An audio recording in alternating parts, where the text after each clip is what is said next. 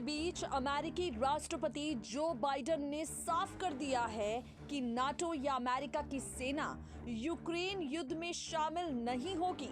हालांकि Joe Biden ने यह भी कह दिया है कि नाटो के एक एक इंच भूमि की रक्षा की जाएगी।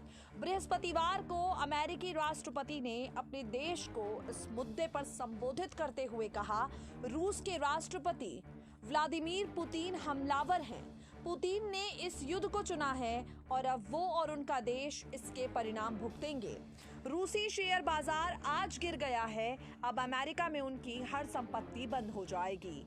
रूस के बड़े बैंक वीटीबी के अलावा 4 और रूसी बैंकों पर प्रतिबंध लगाने की जो बाइडेन ने घोषणा कर दी है।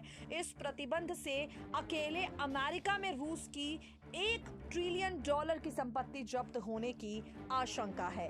बाइडेन ने कहा, अमेरिका अपने सहयोगियों के साथ रूसी बैंकों की संपत्ति को भी ब्लॉक कर रहा है। इसके साथ ही रूसी निर्यात पर प्रतिबंध लगाया जा रहा है। हम रूस के हाईटेक आयात में कटौती करेंगे। संबोधन में बाइडेन ने भारत की भी चर्चा की और कहा कि इस समस्या के बारे में हमने अब तक भारत से बात नहीं की है।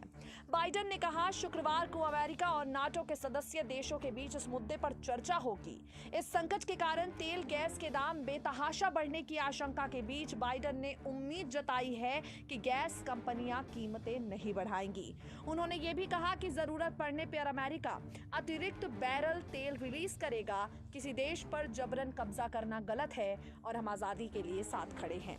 रूस चाहता है कि भले ही यूक्रेन दुनिया में स्वतंत्र देश के रूप में रहे, लेकिन उसका पूरा कंट्रोल रूस पर बना रहे। इसके लिए सत्ता परिवर्तन जरूरी है।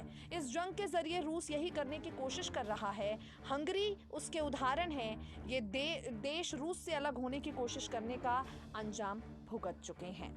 फिलहाल इस पूरी युद्ध की स्थिति पर अमेरिका के राष्ट्रपति जो बाइडेन ने अपनी स्थिति साफ कर दी है और कह दिया है कि इस लड़ाई का हिस्सा वो नहीं है। नेक्स्ट 9 न्यूज़ नेशन की रिपोर्ट।